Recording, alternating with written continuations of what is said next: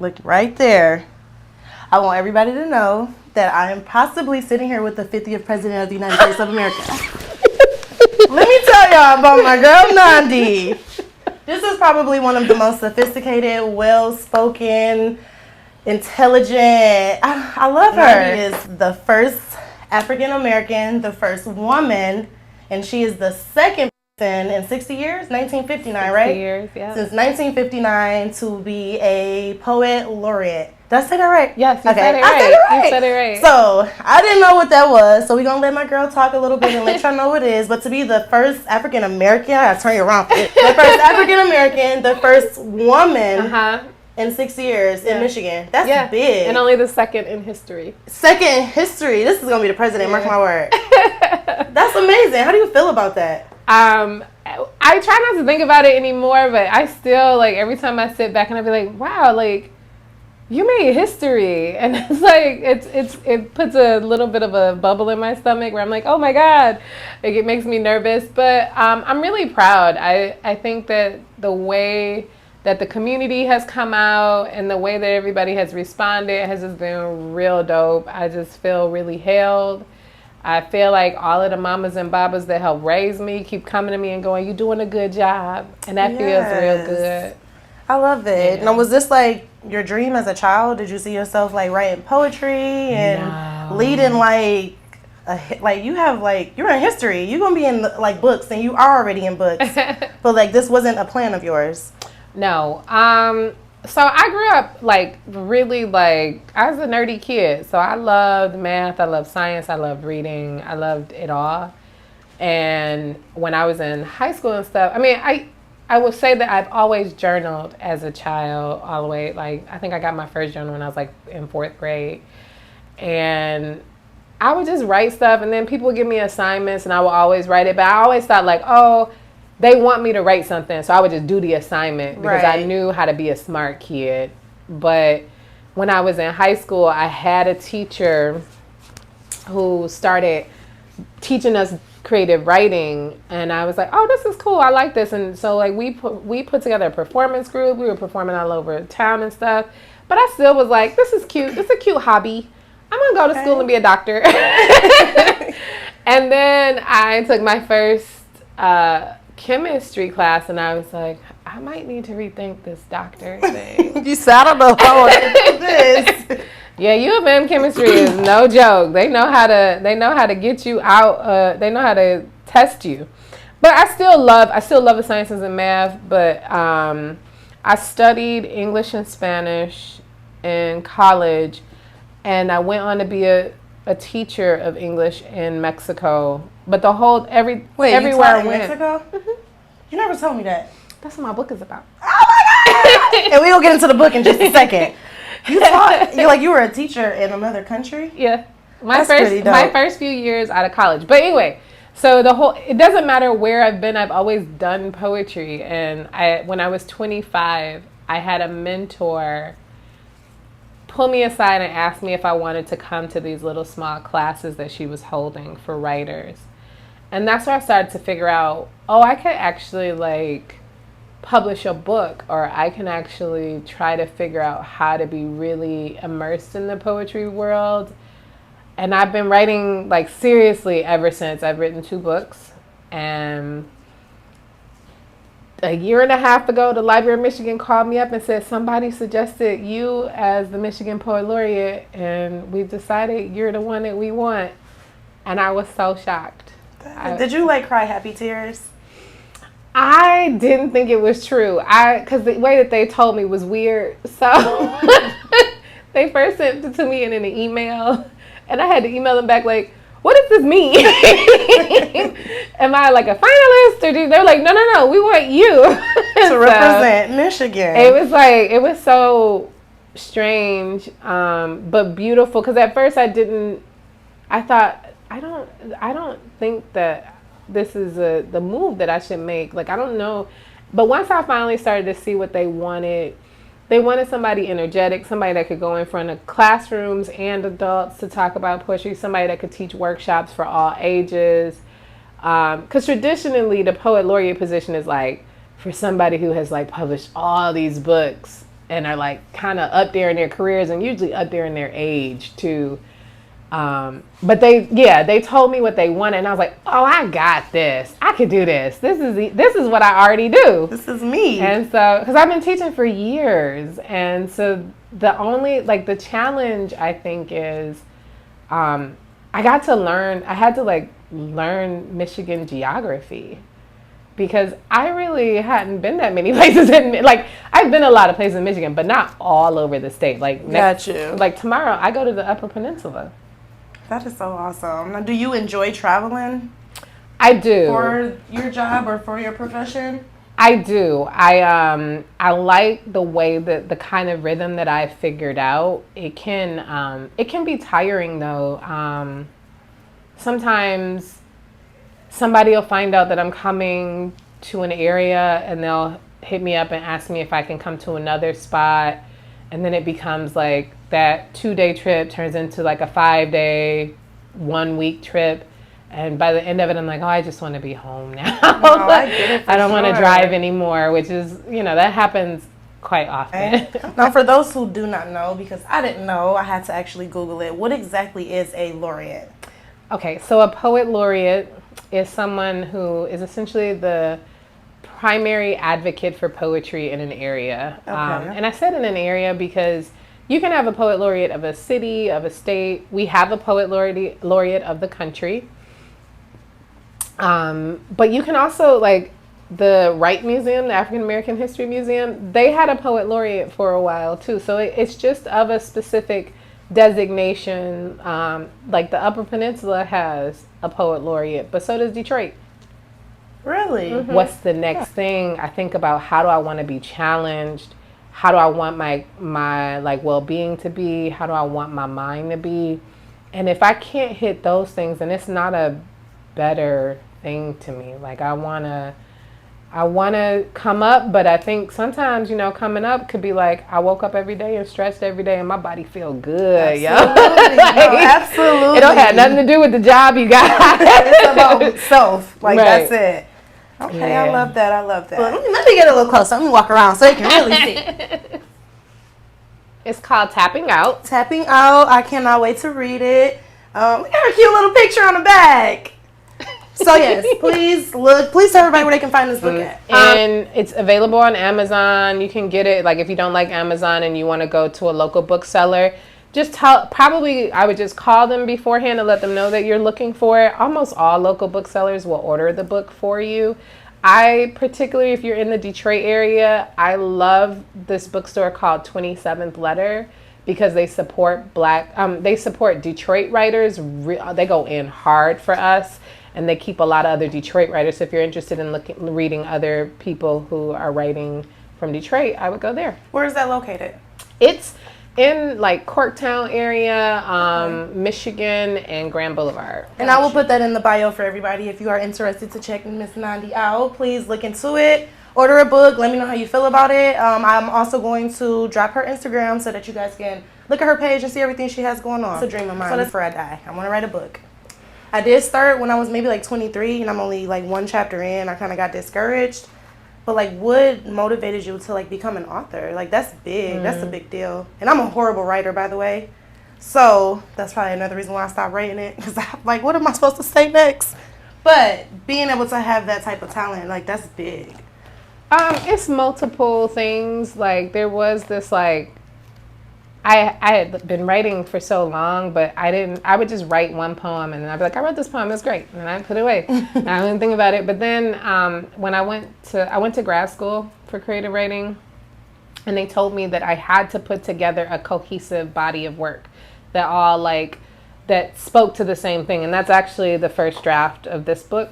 And so I had to put together not only 45 pages of poetry that all were a cohesive project, but then I had to write 50 pages about what was so great about this project.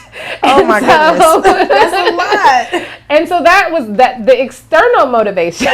Got you. This book, for example, it's a strange book because it's about Mexican wrestling. And when I was teaching in Mexico, I became a fan of Mexican wrestling. Really? And I would go to the matches. But when I first started writing the poems in here, I really just wanted to write about my experience traveling a lot. Okay. And those poems weren't really good. And so my mentor found out that I liked Mexican wrestling, and she said, you should write about that for a little bit. And I started just writing scenes. I wrote so many things that aren't in here. And I started finding like language for the experience of being like Black abroad. Being Black abroad is like Black Americans abroad. Oh, it's a whole nother topic. But I started to understand like, oh, the struggle in wrestling, sometimes you can use those words to depict what happens to you when you go to like a place where there's not a lot of Black people and stuff like that. So now the poems kind of like speak to each other in a different way. So yeah. I just feel like you gotta have such a creative mind to do that. I feel that way about like singers and rappers, writers. Like, I don't know what writer's block is exactly, but I feel like I get that because I'd be good to go, but as soon as I get deep into it, it's like I almost like I don't know what to write about anymore. That's just a discomfort with the immensity of the blank page, right? Oftentimes, if somebody like tried to film me when I'm writing, they would see me like read some poems from somebody else. Then I would journal a little bit. Then they would see me look out the window for a while. Then I would go and get something to drink. Then I would write some more. And then it'll click and you'll see me like going in for a long time. And I allow myself to think. Because you can't be a great thinker just like not trying to take in the world and contemplate before, you gotta think about what you want to say sometimes. Right. So, and the other thing is, like I said, I'll like journal.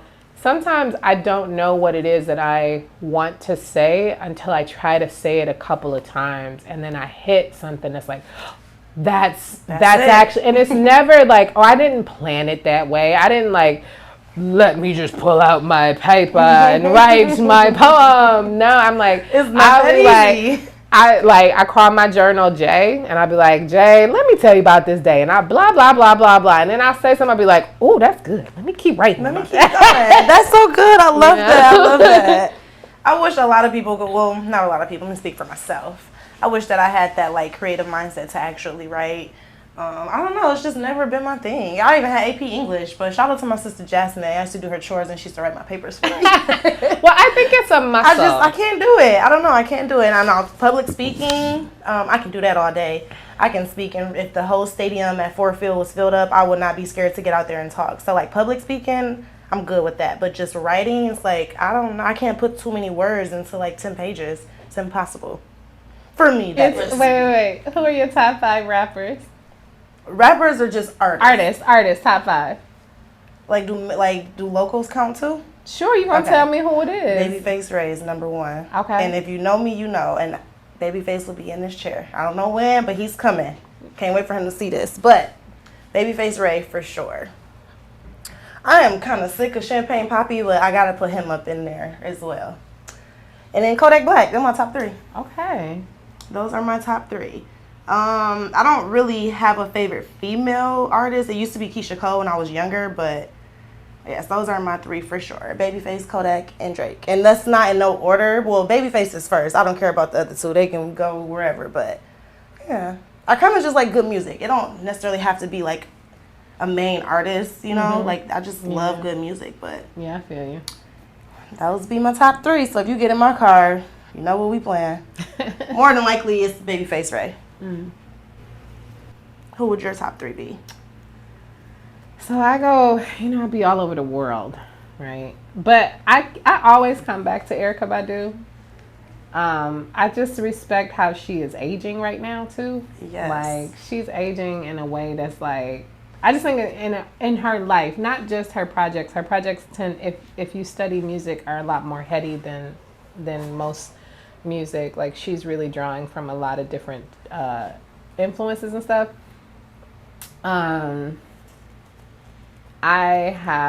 There's this one artist called Cesaria Evoria who is from Brazil.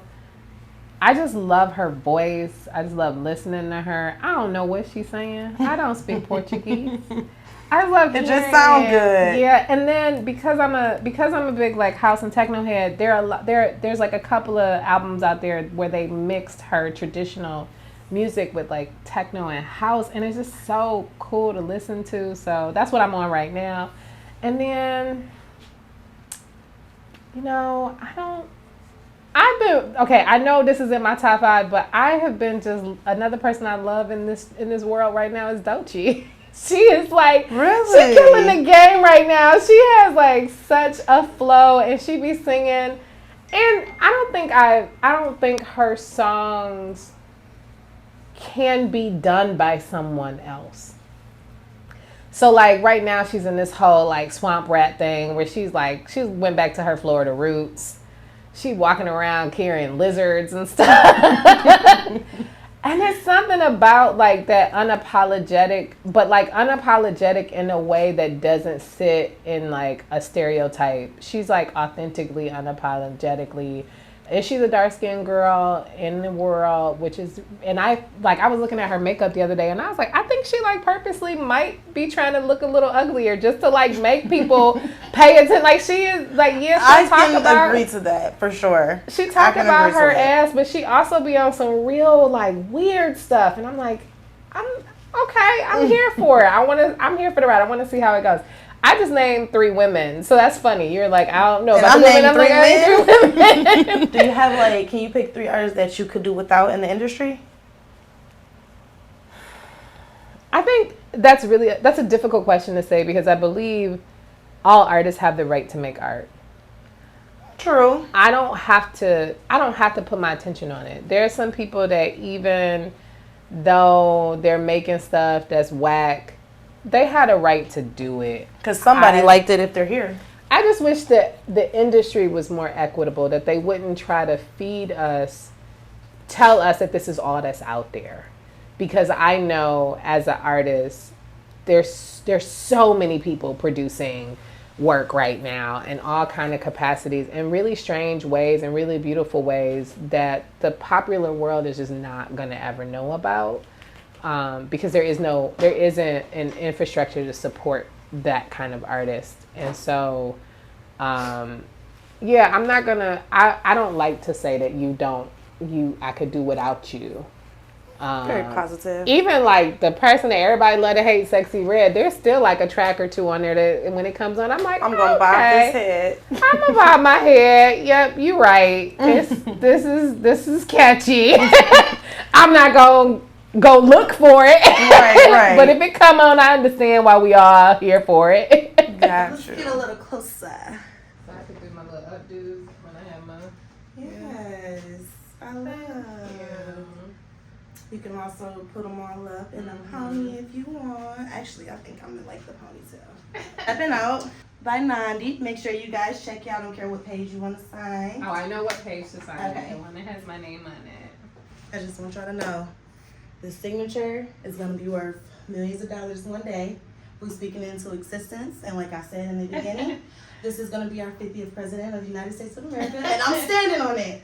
Because have you ever had an author like sign your book? I don't know. I feel a little special. Well, I have to say this one thing is that you help me always wherever I am, wherever I go, I want everybody to know that this is a black girl doing her black thing in the world, and you always have me showing up in that way. Yes. So thank you. Thank you. Yeah. We've been 6 months left in?